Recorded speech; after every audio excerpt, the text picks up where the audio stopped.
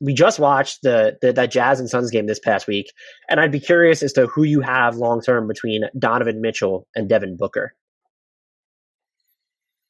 I think I would go with Donovan Mitchell, just because. What?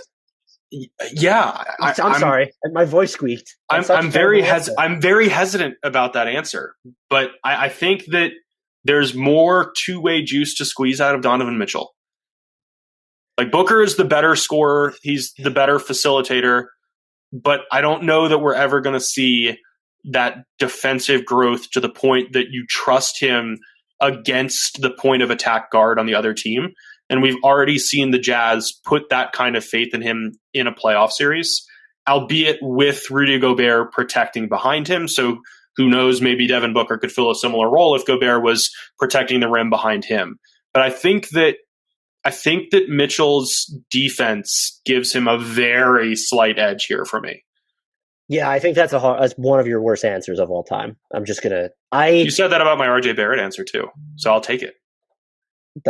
I apologize to Devin Booker in advance. This is a harbinger of doom for his career. So I think it's an actual debate, which is why I asked the question, because of like the Twitter discourse during that game and just watching those two.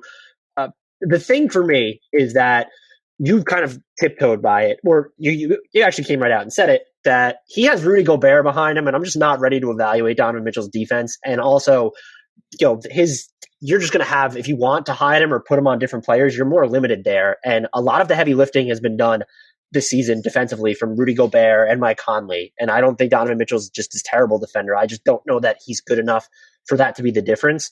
Devin Booker, I think, has been more engaged in one-on-one situations, by the way, this season, which could be just a function of having Chris Paul beside him. You laid out my case for me, is that he is the better offensive player right now. Without question.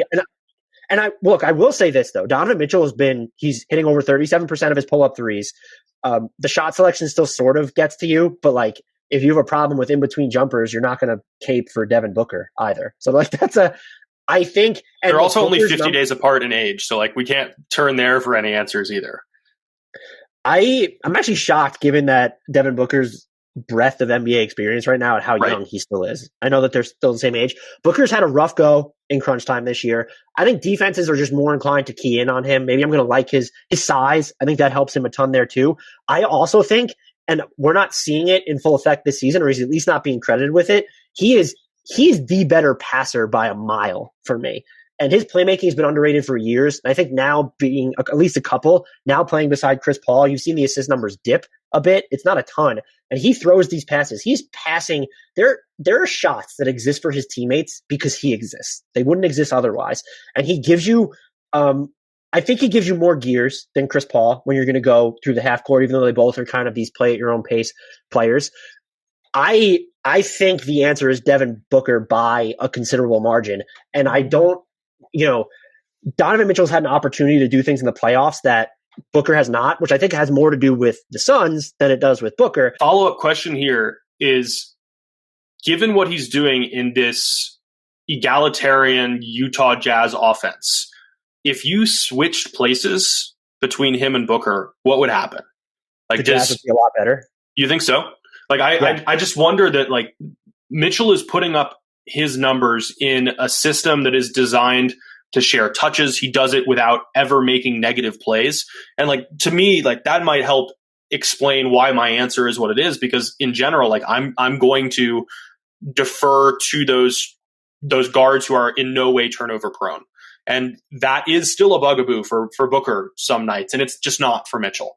So to me, that lends itself to a higher offensive ceiling because you're not making negative plays that turn into easy run out points for the other team. And I wonder if you put, like, I think that the Jazz would still be as good and might even get better with Booker on that team because they have more of that go-to offensive force. But I wonder if Mitchell was freed to operate in the Phoenix system like Booker can now, if we would see an even larger jump. I don't know that we would, because Booker, his baskets, the percentage of his baskets that are coming off assists are actually larger than it is for Donovan Mitchell right now, because he is their only, even when you're looking at a Bojan Bogdanovic, there are a lot of secondary guys, Mike Conley, although he's not necessarily a guy that's going to look to score. they don't have the other. He probably has more freedom than Devin Booker, would be my point, is because you have Chris Paul, who's just one of the best creators of all time. And so I think that's, and the differentiation in their roles, I think would be fair to more. You look at Mitchell's defense, I think he might be more integral to the Jazz offense right now than Booker is to the Suns because they have Chris Paul. But that's not a reflection to me of Booker's value, just because Chris Paul exists, whereas Mitchell there is no other guy in Utah for that. And I think that's why I'm not concerned about the Jazz offense, because you already mentioned their system, and I just trust what Quinn Snyder's going to run. And you have Rudy Gobert screen assists, I mean, yeah, we actually have Rudy Gobert's gravity is at least, that we don't have to troll that. But having like Bojan Bogdanovic, Conley, I'm not worried about it. But the type of second option or alternative go-to option, it's just so different in Utah as it is in Phoenix right now. I'm still shocked that you have such a definitive answer to this question, because to me, it very much feels like an even one where it could easily go either way. Maybe I'm overcompensating for how I think Devin Booker's just been undersold because of how bad the Suns have been in the past. And so perhaps that's skewing my bias here, but I look at him, and it's not just the fit, like there's the size and stuff. I trust him to run an offense more than I trust Donovan Mitchell. And I think that's just the main line of demarcation for me, is I think Mitchell's I do as well, but I think the defensive difference is significant enough. And it might be just tough for me to gauge that because I'm looking at what the Jazz do with Rudy Gobert in the middle. Right. Which is fair.